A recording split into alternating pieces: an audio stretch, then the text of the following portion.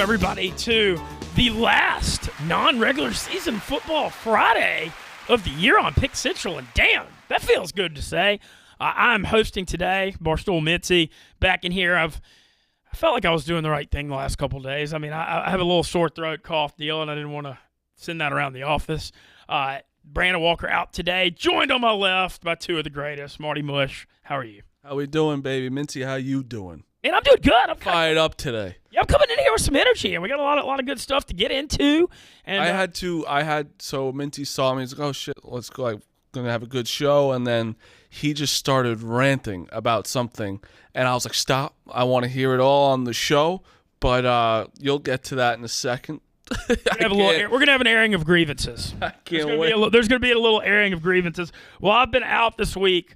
Lots of shade has been thrown my way on a daily basis on this show, and we can. Every man has a breaking point where he can, take, and I take it all in good fun, but there comes a point where at some point you got to pop back. Big Ev, how are you? Mintzy, I'm fantastic. Now you got me on pins and needles. Well, we got. I need to hear Mintzy go off right now. Talk shit, King. Well, before we get into that, rough and rowdy tonight. Two Barstool employees fighting. Buy RNR.com. So many subplots to this rough and rowdy on this one. Love how we've just integrated not just the people that are fighting and Doug's and Alex Bennett, but we got Kirk Minahan managing Cupcake against Alex. Then we've got Sass managing Alex. Got the whole. I don't. Where did the whole office go? Yes. Like what? Office. I saw it the other day. I'm like, what is? Because usually the people go that are like involved in it. Or Dan or Robbie before Jerry had to take a step back, I did everything for him. But yeah, the people forget that. But like you usually just go with the person. But yeah, hey, you know what? Alex Bennett has a legitimate entourage. She has everyone. She's in the Sysax store. If you're a girl here, you're there. yeah, literally. Yeah, the $1 million AV. She brought the whole entourage. I believe I saw the pic that they posted. So her walkout crew. It's like you barely fit them all in the picture. Yeah, Sass managing. You got Joey, and then you've got pretty much you got Jordan Woodruff. You got Alana, Casey, Eags, Joey. It's a lot. It's a lot.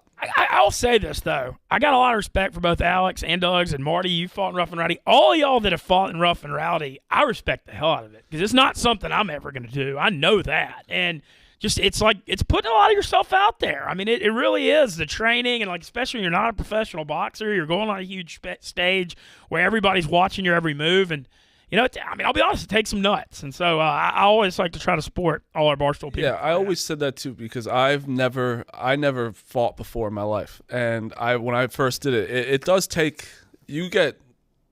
I was nuts before. I was eating clean. It was the best shape I've ever been in my life.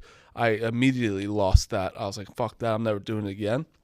But I was talking to Doug's more, and I was like, you just got to not listen to anybody. Listen to your trainer, and that's it, because all these people haven't fought before. And I'm telling you, he's going to walk in that ring, and you forget everything. You don't remember the combos that you were taught. You don't remember what to do. You just try and stay alive and fucking kill him. That's really it. And because it's the adrenaline and the realizing, holy shit, I'm in a ring with it's real right now. I can't just take a time out or something. So people don't realize that you really do. Everything goes out of your head. You just got to try and stay calm as possible. But there's no preparing for that moment at all. You just can't, unless you could go play in the NFL for a game. You simply can't do anything. My thing with it too, it's so much of life is you're drawing on past experiences, and there's no past experience fighting anything. Exactly. Yeah. So there comes a point in life I've been in a situation like this before, blah blah blah blah. There isn't one like this at all. Yeah, I kind of compared it to all right, when you first came to Barstool, it's you never really done anything like this, but you've talked to your friends, you've talked about sports, it's just now there's a camera on you to be funny, but that is literally. Because even sparring isn't even close. No. It's just you got hit. I remember I got knocked out the Monday before my fight on a Friday. I fought a professional fighter, and he fucked my shit up, and I was out. But, yeah, you can't prepare for it at all. So, but, yeah, you do have nuts, so no matter what, you got to respect them. Absolutely. But there is no one currently who works at Barstool has lost in Rough and Rowdy. Wow. Yeah, so this That's true. it could There's a standard to uphold, and both of them don't have easy fights. No, Like, Cupcake. Do we have Cupcake's training? Because Cupcake, she's got some power. Okay. Yeah. See, I didn't. She looks small compared to Alex, but I hadn't seen her. Alex is 5'8" and got a little reach on her. Alex is much taller. I haven't seen her. Okay, Cupcake's got a little pop in that one too. She's got a little power. And then she's got Kirk Minahan in her corner, which has got to be worth something, right? I gotta give Kirk credit. He cut a hell of a promo yesterday. Kirk always cuts off. Cut a phenomenal promo yesterday. Stu did as well. Two of the better promo cutters that we have to offer in this I country. thought it was funny, too. It was the first time they ever met. I did a Kirk Minahan. I like the guy. I love Kirk. I think I've never that met. I he barely know is- him, but I like as far as a character. He is very, very good at what he does, and like him. I like how much spite he has too. Like, because Alex fucked him just because of Springsteen ticket. No. Clemmer. He just joined Clemmer's trivia team. That was it. And he's a loyal guy, and he'll say, all right, fuck it. Now he's all in on, and he's right. Cupcake needs a mouthpiece, and he's a hell of a mouthpiece. And I'm curious. What do y'all think of Sass as Alex's manager? I mean, Sass probably just found out the fight was tonight. Yeah, I mean, I thought it was Stu. I was like, where the fuck did like when we got to promote this stuff? I saw Sass on the poster. I was like, yeah, what the fuck is Sass doing on the poster? yeah. Stu is. I mean, this was Stu awesome. is the How guy. we feeling? So this, for people who don't know, this is Kirk Minahan, Stu and one of our Kirk guys from fighting the Kirk was Minahan amazing. show, and also from the true crime. Yeah, I'm not here. I'm not here. I'm not here to I've promote always gotta myself, do it. I'm a Large. I company appreciate it. man. I'm not here. Yeah. I'm here. Not here to blow I see myself. Alex's dad right there. I see their mom. That right there. What you see, take a good look. It's the last night you're ever going to spend with her. She is not going to be the same tomorrow. That jaw gone. That nose broken. Ribs broken. This is a fucking wrecking machine. I wish I could stop her. I like can't. She's focused. Talked to her earlier. She said, I'm here to destruct. She's going to kick so much ass tomorrow. You're not going to believe it. They're going to end Rough and Rowdy after tomorrow night. They're going to end it. They're going to shut it down. They're going to send everybody home. Are we the main event? We better be the fucking main event. Yeah, but these other drips on first.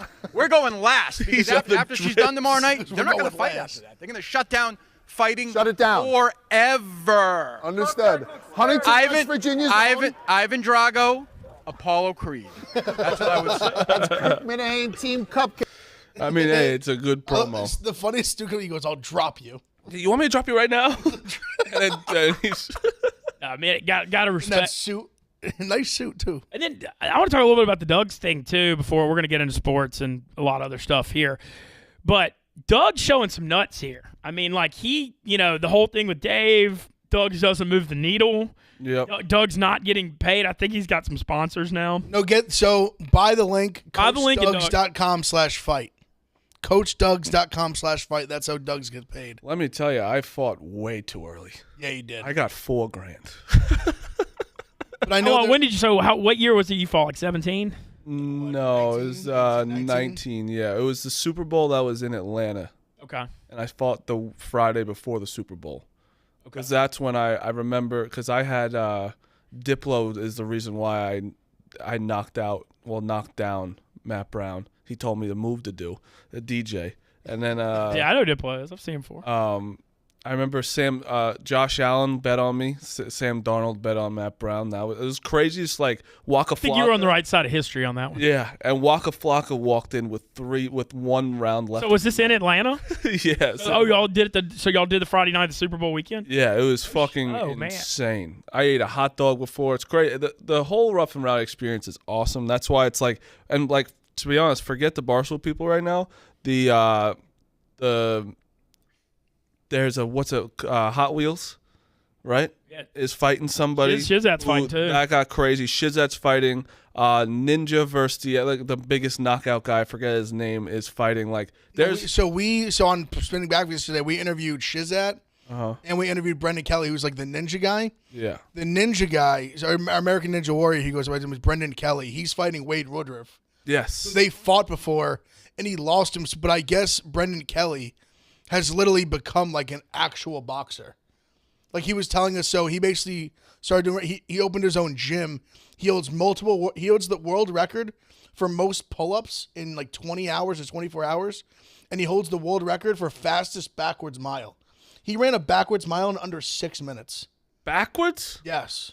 I'm saying, no, the guy's like an impressive dude. Like he's a good athlete, like legit. I always wondered, like, how does he even know he could do that? So he actually told us he kind of has a crazy story. He was a very good high school football player. Got I believe he got a full ride to Kentucky. Like was a Kentucky football player, and then he was small though, got injured, and had to leave there. I think he got injured in like the spring game, he said, and ended up going to Cumberland, which is like I think like D2 school in Tennessee. So he's like a legit good, like played football there, good athlete.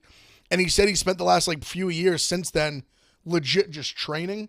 So for him, he's like and he's a legit trainer. He owns his own gym, and he was doing Rough and Rowdy to like he basically opened the gym kind of at the beginning of COVID. So he's been doing all these Rough and Rowdies to like basically just to put the money into the gym and keep it open. There's a knockout bonus. So he's like, I'm gonna knock Nate. Like he's like guaranteeing knockout. He's saying that his cardio is so good that 3 1-minute rounds for him is like he can go max the whole time. I want to ask Marty. I want to ask you. Okay, we kind of talked about this off the air. You're getting a Rough and Rowdy, like diet, not drinking, all that kind of stuff. How much what'd you do before? What are you seeing out of Alex and Doug's? I stopped drinking for the entire time. Okay. Because I was like, I'm gonna take it seriously. My trainer, first of all, my trainer didn't speak any English, so that was tough to train with him. But he was awesome. He would do. This is how he would do it. He'd go, "Papa." That's how I would do it, and he'd call me a bendejo the entire time. Does it mean pussy? Yeah. But no, so that was. He kind of told me to eat like kind of grilled chicken, some rice, like nothing. He didn't tell me I had to completely change it. I've seen them. They look like they're training very hard. Yeah, Doug just sits by me, and I've seen him sweating a lot, and then we saw on the way in he's lost 30 pounds. Sweating a lot. It's funny. But I mean, I don't know if he's changed his. I've seen him. Yeah, I mean, I don't know what their diet is. I saw they were. I mean, everyone's different. I don't know how they're gonna pan out. But again, people think 3 minutes is it's only 3 minutes. It's you feel like you're in there for 45. Like after my first round, my legs were shaking because that's also adding adrenaline in. And if it dies down a little bit, you're like, oh fuck. What weight were you when you fought in it? I was 180. So what's this like for Doug's at 470 or 500? Yeah, I mean, like, what is round 2 like? Like, I know you can like train yourself to fight hard 30 or 40 seconds the first round. The only thing I'm worried about Doug's is that he'll be too worried about because another thing is people don't realize when you box, when you start training with your mouthpiece in, the mouthpiece is very hard to breathe with, and then like because the spit kind of gets stuck in there, and it's very hard to breathe, and I know he's worried about that. So if he can get through that, he's got a good chance. But that's also obviously a huge part is breathing. All right. Well, Rough and Rowdy tonight, 20 brawls live from West Virginia. Alex Bennett versus Cupcake. Doug's versus Canada. Curious. I feel like Doug's is going to have some kind of American Doug's intro. also got a little fucked because he challenged the fat Canadian guy. Yeah. And the fat Canadian guy went silent and dropped out. The first he one. went radio silent. This is a second guy who just stepped up. I know he came back on there, and Doug's was like trying to find a fighter. Doug's was like, no, he needs to be from Canada. Doug's really trying to play the I'm a real Doug's American literally found out who he was fighting on like a Rough and Rowdy post. So like that still takes balls too, like not knowing who you're fighting, and then all of a sudden it shows up. 3 title fights, 2 dwarf matchups, no headgear, and a ring girl contest. Robbie's been sick all week. He's out tonight, so it's going to be Dave and Dan on the call. I'll say this on Rough and Rowdy. I'd heard about it before I got hired at Barstool, but never really watched it. Man, it's entertaining as hell. It's the best. No, I mean, every time there's a Friday, it's a Rough and Rowdy. I'm going to stay up at the office and watch it with everybody. But the vibe around the office is always great, and you just never know what's going to happen. I mean, y'all remember Spider getting knocked off the apron last time? Crazy. No, yeah, that was awesome. Like, they just keep getting better and better because they get better on the call. Like the fights just keep getting better and better because we keep now we talk about like guys like Shizat, Brendan Kelly, like all these guys like Wade Rudolph. Like these guys are legit experienced fighters now, and we have the kind of the new regime where the new guy that's running things like boots on the ground. He's brought over a bunch of guys from this West Virginia tough man competition. Okay. So a lot of these guys now new blood. have fought they're not like most of these guys. It's not their first time getting in the ring. They've at least fought in like tough mans or like Rough and Rowdies before. So I notice like as every card gets on, the fights get better and better and better. They get crazier. There's more chaos. The fights in the crowd. It's just you just never know what's gonna happen. You might see someone get tackled. you might see, like, you just have You no might see a idea what's going to backflip. happen. You know Brendan what? Kelly said he might not. You might get another backflip out of him. What I always said, if I was younger and didn't have veneers and just honestly younger, I would be like the Jake Paul of Barstool. Like, I would fight in wanna every fight rough and everyone? rowdy. Every rough and rowdy. And all you do is just train and actually try and become good and just fight in a rough and See, rowdy. that always sound like, I remember Billy at one point, basically after when he fought Canseco, had claimed he like might do that. And I feel like no one wants to actually, because like it sounds great in theory, Well, you can have but actual then no one other- wants to actually like. You can't have other actual work to do. You'd have to like legit only be You're just like our boss. just our boxer. The Which would Barstool be boxer. kind of sick. Billy says he's going to do 10,000 things and he doesn't do it. I'm trying to think who would be like the best. Who do we have that would be like? Who do you think would be the best like guy for that? Chef Donnie. Like right now, Chef Donnie, like super committed being to that. Donnie's the one that I think would actually have the commitment. Yeah, and that's what I'm saying. He's got that body type. You know, he started doing jujitsu. He won his first jujitsu match.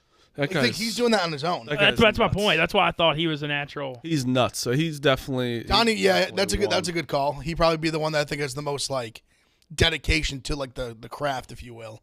Yeah. Well, I've got to air something with Brandon Walker. our Let's esteemed- go. our Mintzy. esteemed- I was out On the road. What do you got to say about Brandon Walker? I've got a few things to say. I was out this week, and every single day I was just watching Pick Central. There was a cheap shot literally every day. But the one yesterday, look, I know I'm an easy target. I get that. It's all in good fun. I can take it. I'm 39, whatever. But to come at me over offering to split 50% of a merch bonus to the FSU Brando when he did the song, he did all that, but my name is on the damn shirt. Like, how do you make fun of it? You want to make fun of me? Make fun of me when I put out the shirt and didn't offer him the 50% merch bonus. Like, oh, look how greedy Mintzy is trying to get 100% of this when this guy did the song and did the whole bit. But to come at me when I offer to split it, like, my name is on the merch. And shout out to FSU Brando. He's the man for doing it. Like, what do you expect me to do, Brandon? Give him 80%? The merch is mine under my name. I think 50 is more than fair. And I think this is an egregious spot to start a beef. And while we're at it, when was the last time you offered to split any merch bonus with anybody? And when's the last time you gave a damn about anybody that wasn't Brandon Walker? Woo! Period. Oh, it's End of it's rant. heating up. End of rant. You're saying you got sick of Brandon taking shots at you. Look, I get the that like. you weren't here this week. Well, look, I know I'm an easy target. It's cool and it's all in good fun. But like, pick a better spot for him to rant about that. The 50% thing. He looked like a whiny little negative bitch. No, he definitely did. I got texts from all my friends like, what the hell is Walker complaining about here? He just looks just negative and whiny. Like, that's the image you want to show to the world? Like, come on, man. Do better. I mean, look, if you want to mess with me about a million other things like you always do, I get all that. But to call me out when I'm trying to make a gesture of goodwill to split merch with FSU Brando as a loyal stoolie, like, what do you expect me to do? Give him 100% when my name's on it? That's egregious. And I couldn't believe that. Had enough. Well, no, I mean, like I said, man, I get a lot of all the stuff, but that is a weird battle to fight. And not just that, but he just like if he looked at himself when he did it, he just came off so like whiny. Like, oh, let me find something to complain. I don't know. It was weak. Hey, Brandon, when you come for the King of the South, you best not miss. I don't have to take shit from him anyway. Oh, I'm nice. Woo!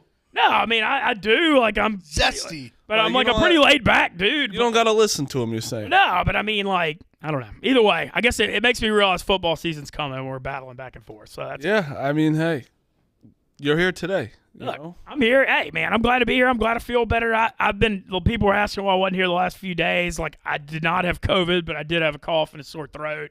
And I texted Brandon the last 2 days, like, hey, do you need me? He's like, no, I don't need you. I mean, I guess he said, no, I don't need you, so I could just take shots at you the entire show. So, okay.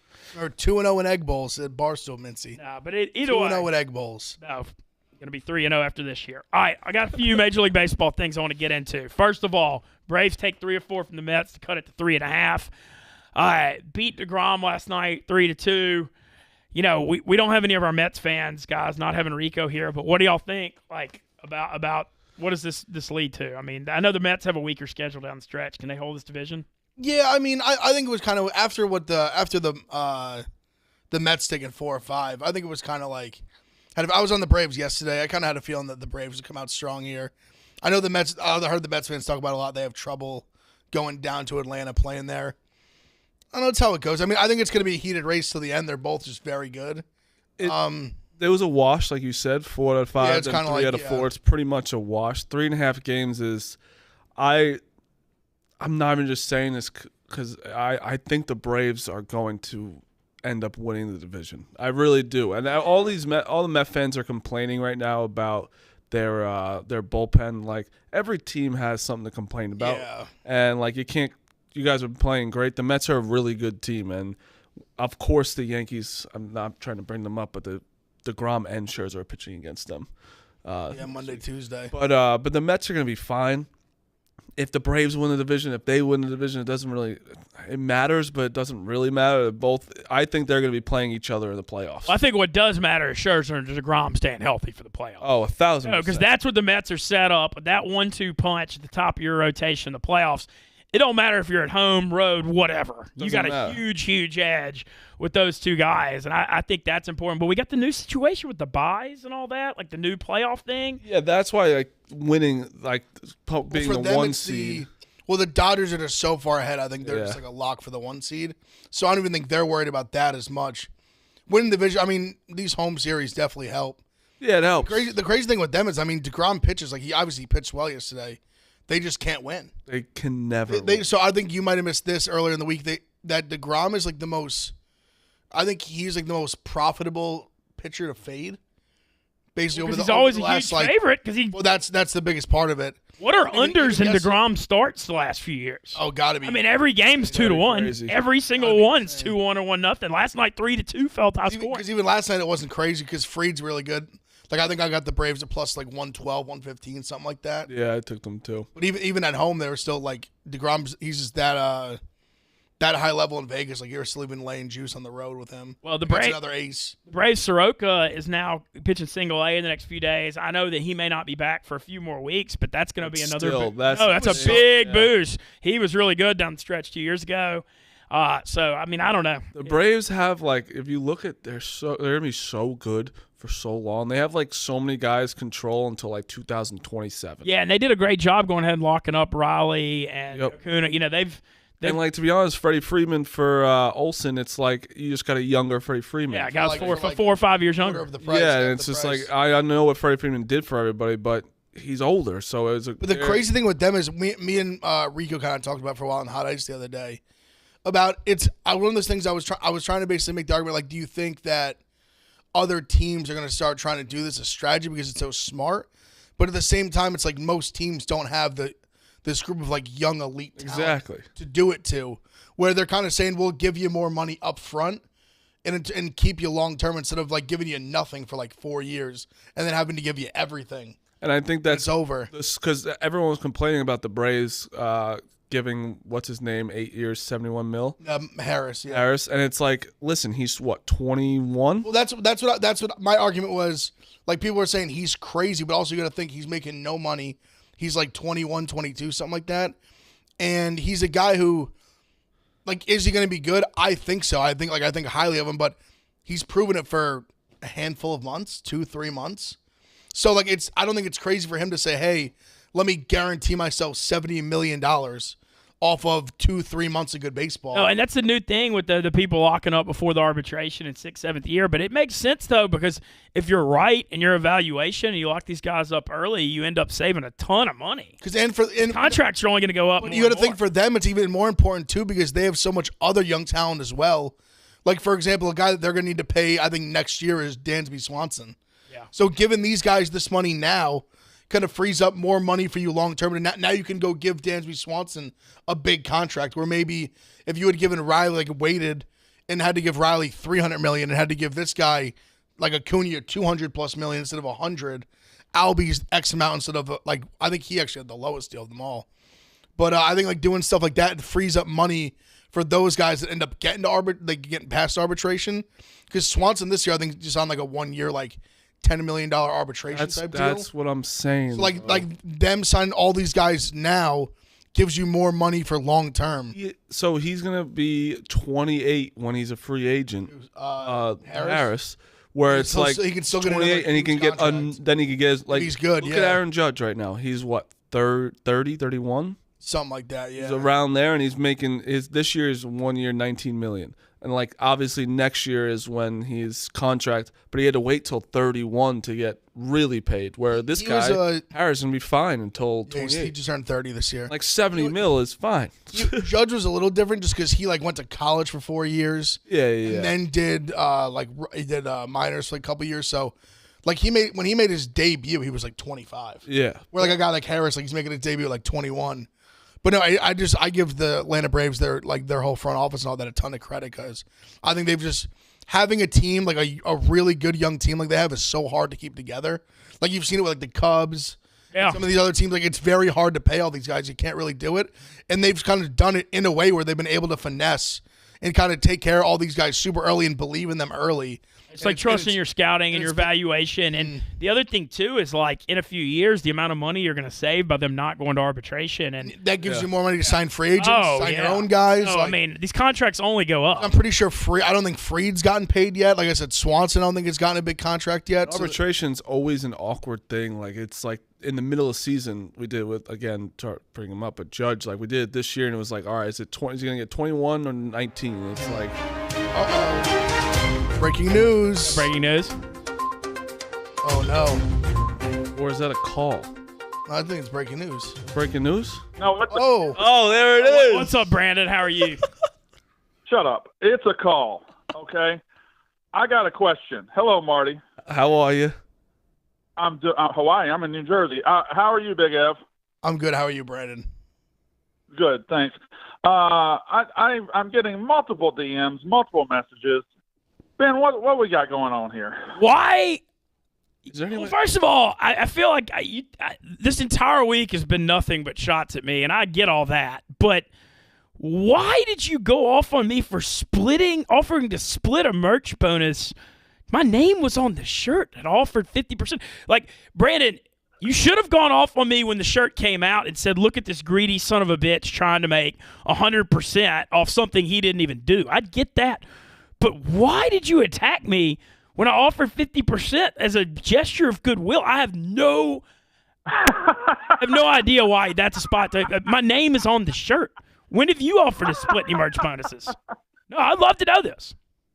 Oh, my goodness. You just told me that I could have made fun of you for keeping 100% of the shirt, but I chose to make fun of you for splitting the shirt, splitting 50% of a shirt, which you didn't come up with, which was a quip off the yak, and somebody else did, and it was free money to you, and you were being very magnanimous and saying, hey, I'll split it. But listen, it's not a big deal. That wasn't a shot. That was just a tweet. I thought that was funny. I don't know. I just didn't understand it. I get the... I don't doubt that. Oh, okay. I still, you know, Why are you all up in your feelings today, man? Well, I'm not. I don't want to speak for anyone, Brandon. I'm sorry to interject, but he may have said, and I'm Mintzy. I was fucking hyped up during that speech. It was a great speech. He called you a whiny bitch. I said he acted like a whiny bitch about it. I didn't say he is a whiny bitch. There is a difference. Yes, he said. I said he was acting like one. I apologize.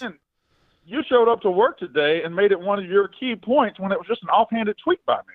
Well, regardless, you took shots at you. Literally every day was the new Mintz tweet of the week, and I don't know. Yeah, there's got to be. I mean, there's, one man. You got to clap back sometime. You know.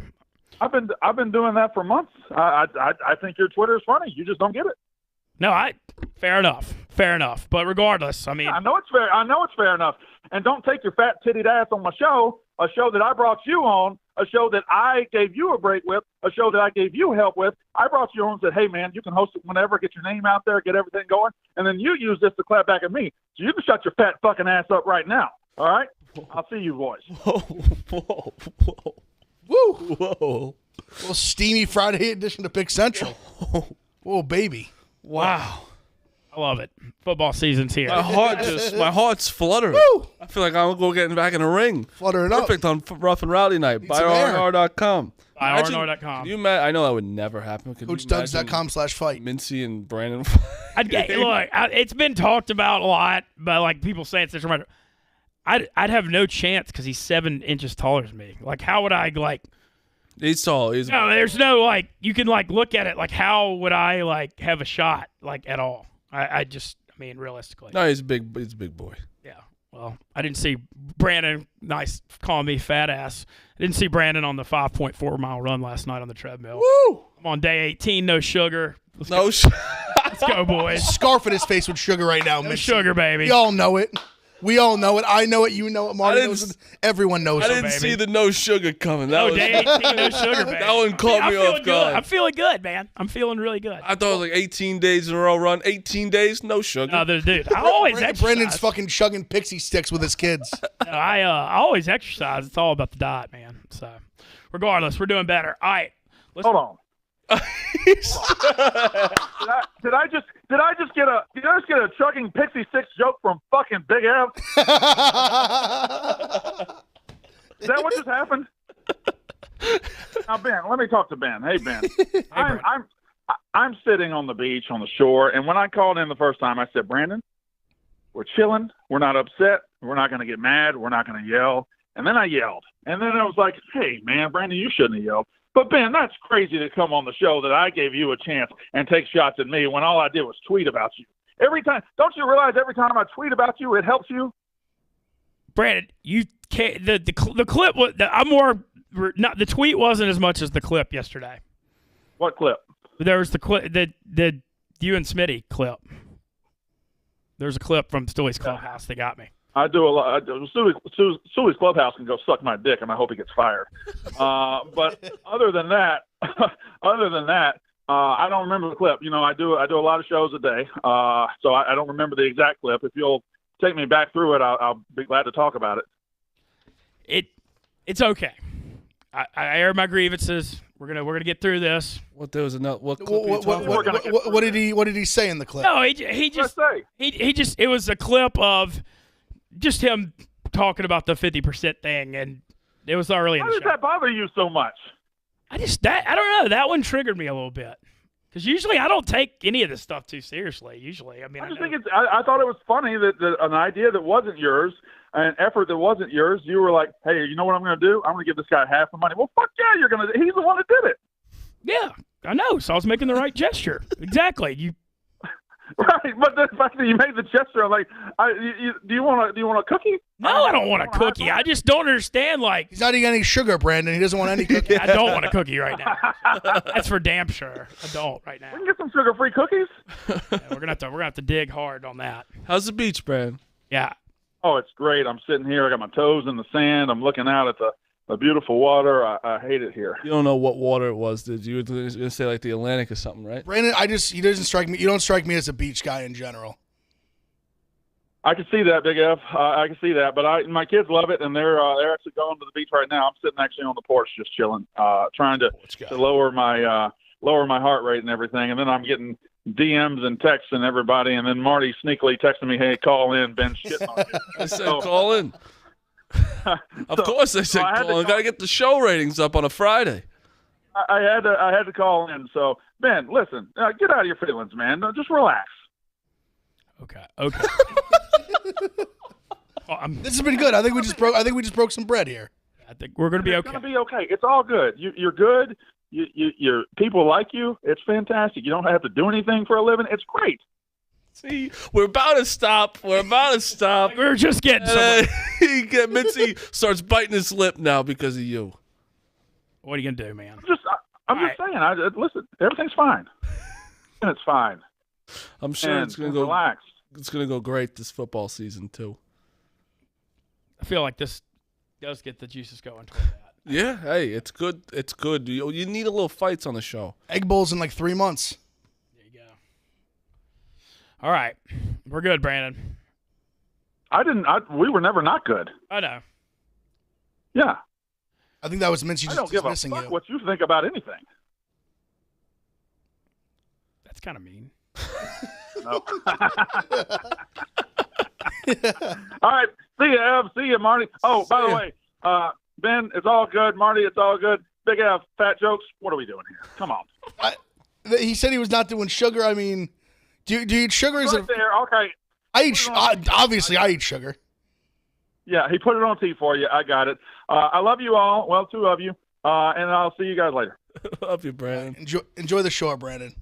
Au revoir. Get in that water. Give it a little sea tox. All right, let's talk about some Skrill. Skrill, the best digital wallet for gamblers because it was built for gamblers.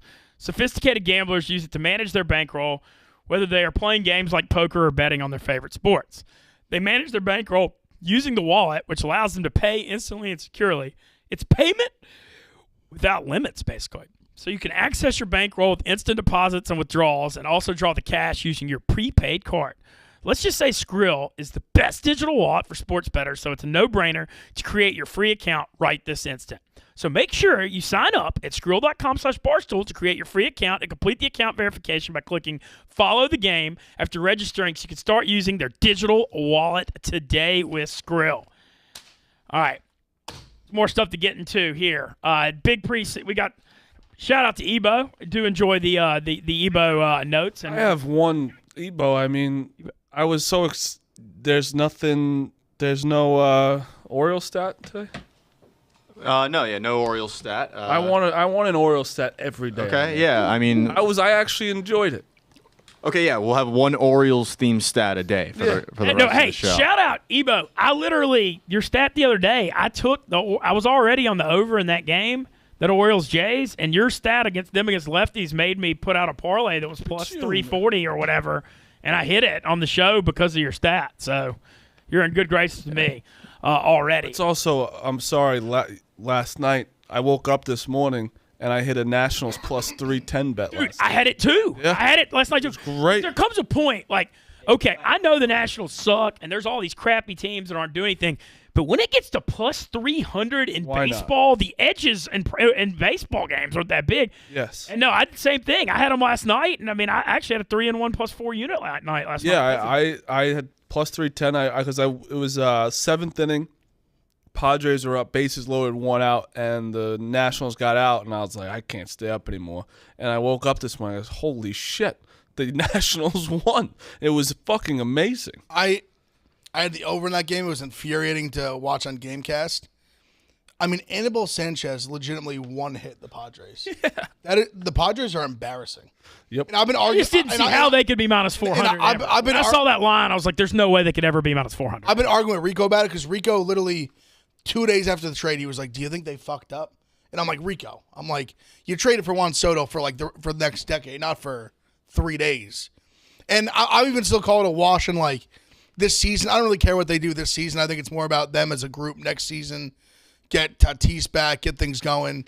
But I mean, one hit by that lineup to get one hit by Anibal fucking Sanchez, just absolutely disgusting. No, like I said, I saw that line at minus 400, and they can't be that. Like, they're, sure. I know the Nats are horrible. Fair. I get all that. And I actually, it wasn't a play. I had a little 2-teamer with the Blue Jays and Nats. It was plus 860 last night. I hit just late. All right, some other stuff we got to get into today. Ev, you got a big UFC card you're excited about. There is a huge UFC card. The pound for pound one, Kamaru Usman defending his belt against Leon Edwards. It's Saturday. It's in Salt Lake City. Kind of an interesting fight where, so it's a rematch. They fought before. It's actually Leon Edwards' last loss. He's won 10 in a row since then. Kamaru has never lost in the UFC. He lost, I think, his second fight ever. So he hasn't lost. He basically hasn't lost a fight since he's been, a real, pro's pro. I think it's going to be a really good fight. Kamaru's minus, 400. I don't think he should be that big of a favorite. It's one of those weird fights where you guys know what I'm saying when I explain this, where I think Kamaru's going to win, but when the fight's over, we're going to be that line is too big. Yeah. He just has that, I don't know. There's just something he's about a 220. When me and Jack Mike talk about, I think he's going to look at the end more like a minus 175. Oh. Leon's good. Leon's very good. He's a better, more fluid striker. Kamaru is a better wrestler. He's more powerful. Kamaru's kind of fallen in love with his striking, which I think if he just stays in the feet with Leon, that would be like a big mistake. If he just stayed in the feet with him for 5 rounds. My crazy right now is, does he have a brother? His brother just won the Ultimate Fighter heavyweight. He beat the fuck out of that He guy. knocked the guy. He was Knocked him out. losing and absolutely slept. I know, and he was Fiji yoked. I was pissed 'cause I bet against him. Did you see the clip of Leon throwing elbows in training? A little bit of him on the bag. Dude, he's good, man. He's a ferocious guy. I like him. That's who Kamaru's fighting. He's very talented. He's a super talented guy. I'm scared. He's kind of had a weird. I wouldn't get in the ring with that. He's kind of had bad luck. He's only like his last fight was the Nate Diaz fight like a year ago, where he was dominated for like basically 98% of the fight, and then just got clipped with a big shot late in the fight, and everyone kind of like loved Nate Diaz after that. Which I mean, I love Nate Diaz as much as anybody, but he's kind of had some bad luck. Like he's had a bunch of fights canceled over the last couple of years. He had an injury. But I think it's going to be a really close fight. I would still like, if anyone to bet like Edwards plus like 300 or even more, I wouldn't blame you because I think it's going to be close. Like betting the fucking Nationals. Yeah, like yeah, for sure. No, there comes Kamaru a just point has in that sports like where it's like the 300's about that number too. Yeah. Kamaru just has that winning like. But when you get 3-1, Yeah. He just has that little bit extra winning, a little bit like more. I don't know, just that like he just has that dog in him. But I do think it's kind of been interesting when you look at it, kind of his opponent that he's faced. Because he's kind of could have been the title of pound for pound one. He has been dominant. But besides, like, he's obviously beat Colby twice in 2, like, very competitive fights. He beat Masvidal twice in 2, like, not competitive fights. Where I love Masvidal to death, but he's an older guy. He kind of had the big couple flash knockouts that made him the star. He beat Nate Diaz and then kind of was thrown in the spot more for his stardom than probably some of his actual, like, production in the cage, if you will. And then you beat Gilbert Burns, who's very good, but I think it's kind of, compared to some other guys that have had these like long reigns, you can make an argument that maybe some of his competition is like not as good as some of the others. So I do think he is beatable, and I think Leon Edwards like is capable of beating him. In the co-main event, it's going to be awesome. Paulo Costa versus Rockhold, where Rockhold hasn't fought in like 3 years. In his prime, he was like one of the people argue he's like one of the best middleweights like ever looked. But I just think he's old. He's very chinny. Who's the guy who was talking shit about us but was not? That's Luke Rockhold. Yeah, that guy's a moron. We caught a ricochet shot for what one of the Full Send guys did. Yeah. Which we had absolutely nothing to do with it. He kind of just like lumped us in with that type of like bro-y, like like don't do your research journalism kind of thing, which we're not. Anyone knows Barstool, we're not journalists. Yeah, I feel like people like always. And he obviously he literally was out of Rough and Rowdy. He's like he's done shows, like he walked out to Sean Latham, $20 Chef. Yeah, my fight. In his fight, at Marty's fight, he walked out with him to the ring. So I don't really care. Whatever, it wasn't that big of a deal. He's very good. He's just old and chinny, and I think Paulo Costa is just gonna like eventually find the big shot and knock him out. And then honestly, the fight before that, who I think is maybe like the best fight matchup wise in the card, is Jose Aldo and Merab Divashwali. Jose Aldo's obviously a legend. He's been on an insane run. He's a dog in this fight, and I like him as a dog. So that I'll give that as like an official pick. That Jose Aldo plus money. Okay. I just think he's fought much better competition. I really like Merab a lot. I really, really do, and I think he's going to be a contender in the division for a long time. He fights. He's I want to say he's from Georgia, not like the country. Okay. But he's from, I could be wrong, I'm pretty sure he is, though. He fights on Long Island at a Sarah Longo. It was a really good camp. They all love him. He's like a super great guy. He's like best friends with Aljamain Sterling, who's the champ in that division. And the winner of this fight could very well be like next in line, especially if it's Aldo. I think he'll probably be next in line for the belt. But I like Aldo. But the whole card, it's an awesome fucking card.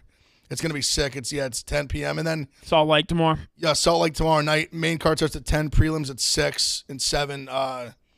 And honestly, PFL tomorrow is going to be awesome, too. That's like during the day at like 2 o'clock on ESPN. Some really, really good fights. Shout out the Long Island Killer, Chris Wade, about to get the dub. But yeah, check out PFL, too. There's some awesome fights. There's literally fights like all day tomorrow if you want to watch. Also, just want to touch base on it. We had a preseason game last night, 27-11, I believe Bears final. They had a block. Devastating loser if you had the over. Yeah, I know Walker and people had the over last night. And the Seattle drove all the way down. Seattle was driving, yeah. They kicked an outside kick, Mintzy. People were bagging on it, but you got to practice them in preseason. I respected it. Oh, you do, yeah. You're practicing game situations. They got it. Got the ball back, drove all the way down to the 4, and then they didn't convert. That's brutal. That's brutal for the over bad. That is a tough one. So they just didn't want to kick a field. I guess they weren't practicing. They were down. They were down like 18, so they just were like it was 16. So they were trying to score and get 16, 2 yeah, to 16, make it 16. one possession. I get it. As far as this weekend goes, look, I mean, hard to overanalyze preseason. Giants are in Cincinnati. I know. Is there anything like you want to see or anything you're looking for? Just stay healthy. Completions. Yeah, literally healthy. I mean, Tyrod Taylor looked good in the first preseason game. You know what I want to see? He's going to fuck us, by the way. Yeah, I know. Tyrod Taylor's going to fuck us. We're going to put him in at one point, and he's going to start winning games. We're not going to get a draft pick. But what I want to see is a not of the first drive of the game that we don't run Saquon stop 2nd and 10, false start 2nd and 15, then we do a draw that gets it 2nd and 13, and then an incomplete pass, and then a punt. I'll tell you what, the first drive in the first game, they looked good. They kicked the field goal, but they drove all the way down. They actually looked competent. They looked like a competent football team. Such sad sacks. I know. It's my level of stakes in the Giants have gotten so low where I'm like, they didn't look like a bunch of fucking idiots on the field. Yeah, no. And even I tweeted, I was like, the Giants look competent, like playoffs. And people were like, Galladay dropped the slant. I'm like, yeah, but the ball was on the money. We drove inside the 10. And Galladay was on the field. I could see the Giants like Daniel Jones does okay, and then he gets hurt for a second, and Tyrod rips off like 2-3 wins, and then we're just in limbo with quarterbacks, and we suck again, and we get like a ninth pick overall. See, the only thing is this year there's a lot of good quarterbacks. There's like legitimately like 4 or 5 that I think could be like very good. Yeah. So if there's a year to go after quarterback, it's next year for sure. This is legit. This is legit the last year of Daniel Jones if he's good or bad. That's it. But see, knowing us, he's going to play like just good enough to keep him around and just bad enough to be like, I don't think he's like the guy, but they're going to give him a chance. We'd be 8-9. We'd be blessed. I know. I mean, the big key with them is just not starting 0-3, 0-4 again. Literally every year. Y'all just been digging these craters. The Giants have been digging these craters. That's what I said yesterday. Every year, you just can't. So I was telling you before we started airing, we had Ebo put on the sheet. It was like the odds, and it's on the Barstool Sports book too. The odds to start the year winless, and I was like, the Giants were like plus like 1,700 or something. I was like, take a look at the Giants because they love to lose games in September. Love to. And then get your hopes up for a second. Like, They'll go like what happens is they'll go like 0-4, like 0-5, and they'll win like 2 or 3 in a row. And then you get a little. Then they'll lose like 7 in a row. So week 0 is next week. Yes. Then it's week 1 of college. Yes, and the week 1 after that is NFL. Yeah. So the week 1, so the week 0, it's exciting to have some games that are real, but the week 1 Thursday night's got Penn State, Purdue, and Pitt, West Virginia. That's pretty good. That Thursday, wow. The Thursday night, week 1, September 1st, looks good. I think even then, is it Sunday or Monday that it's like LSU? That's Sunday night in the Superdome. Megan and me are both going to LSU, Florida State. We got a cool promotion. That's going to be a good game. It's the first ever LSU game since we've had the Barstool Sportsbook app in Louisiana because we got it. I think Florida State's sneaky going to be better than they have been. That line looks ratty as hell. In the Superdome, LSU 2.5. I mean, you got to think LSU's going to be public. Also, it's so funny, too. I totally forgot. Obviously, we know that Jaden Daniels is – now he's going to be the starter at LSU. I had totally forgotten, didn't even realize that Emory Jones went to Arizona State. Yeah. And now he just got named the starter there. I went through a big list of all the transfer quarterbacks because you almost have to in this day and age. There's some funny random ones, like Bazelak from Missouri starting in Indiana now. Mm-hmm. But there's a lot of them you kind of just almost don't even realize. You kind of got to go through it just to keep up with who's who and who's where because it's just the transfer thing. It is crazy. It's chaos. How are you feeling? Quarterbacks especially, for sure. Well, yeah. I mean, and how do you think feel about Ohio State and Notre Dame a couple weeks out? I feel good. See, the biggest thing for us, I'm all in on the offense. It's about the defense turning around. I think we did the right things. I think we hired one of, if not the best defense coordinator in the country. From everything I've read and seen from the training camp and all the summer practices, they've been much better, much more intense. I think the scheme is much better. I think too much last year, the way the scheme was set up, they wanted us almost playing too passive. And I know Oregon, because Anthony Brown was the quarterback, and there's obviously just one game, but I think it kind of was a trickle down effect for the season where they wanted to almost play this more contained instead of like rushing the passer, which like Ohio State's known for having these like great like ball hawk, go get the quarterback DNs. And I think we have a bunch of them on the team this year, some great like young defensive linemen who are coming into their second, third years. Zach Harrison came back, who's been there a long time. Tyreek Smith, like Tyler Friday's healthy this year. And then we have like Jack Sawyer, JT. Like, we got some really talented guys, so I think we're going to get after this. My big thing is I just like the defensive coordinator hire. I just think when you look at the history of Oklahoma State football, they've never been able to stop anybody. And so when you find someone that, like, because their defense went from like bottom 30 in the country to one of the best, because they were winning. I mean, they made the Big 12 championship game last year, and the offense wasn't even good. Yeah, they were decent. And usually Oklahoma State, you're talking firepower. So to me, I like that hire. And he brought over Tanner McAllister, who's one of their best safeties, to kind of come over and help. He's not going to play for us, to kind of be like the guy, like help bring the just bring the culture and kind of like be almost kind of like the. I got one more thing. Quarterback. I got one more thing. Well, first of all, Ben, welcome me back to the show, please. Welcome back, Brendan. Thank you, Ben. I got one little plot twist, one little thing that I don't know if anybody knows. Well, actually, I know nobody knows. So, Ben, and not a big deal.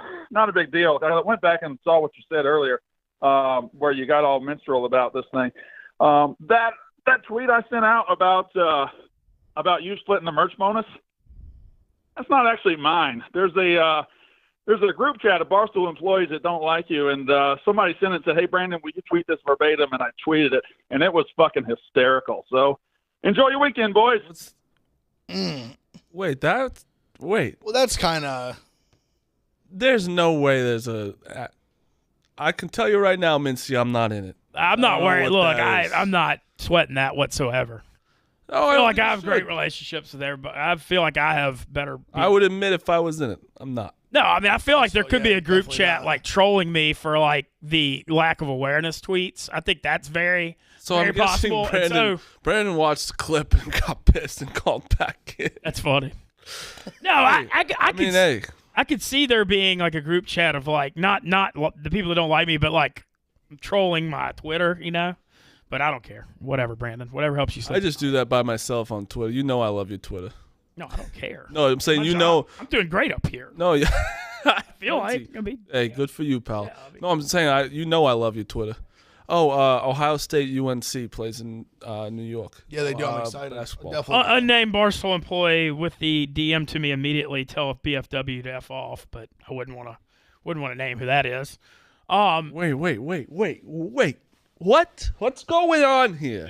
Someone DM'd you saying tell Brand to fuck off? Unnamed, Unnamed. But, What does it rhyme with? I'm not saying nothing. I think you should name it. I ain't saying nothing. What's with this bullshit? That he started with a group. No. I know. You're in the right. You're in the right. Can you give us what it rhymes with? I'm not going to get. I'm not. I can't betray.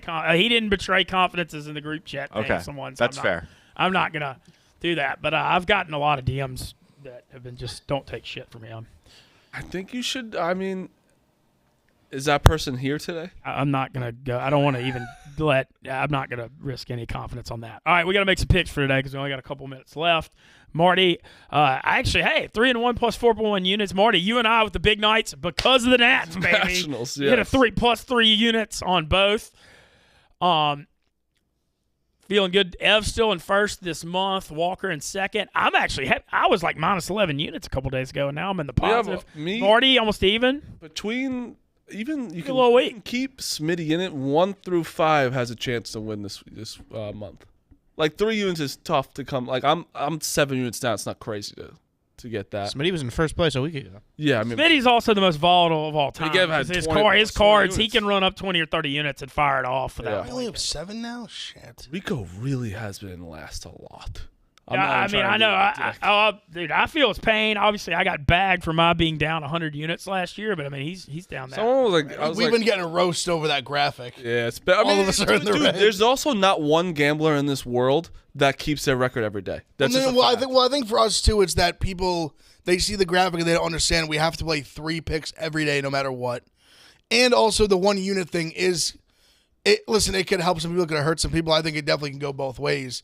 But having to play every play the same, like I think no like Twitter hardo handicapper would agree to those. Like if they would be like, oh, I'm not doing that. I'd be like, all right, so you don't.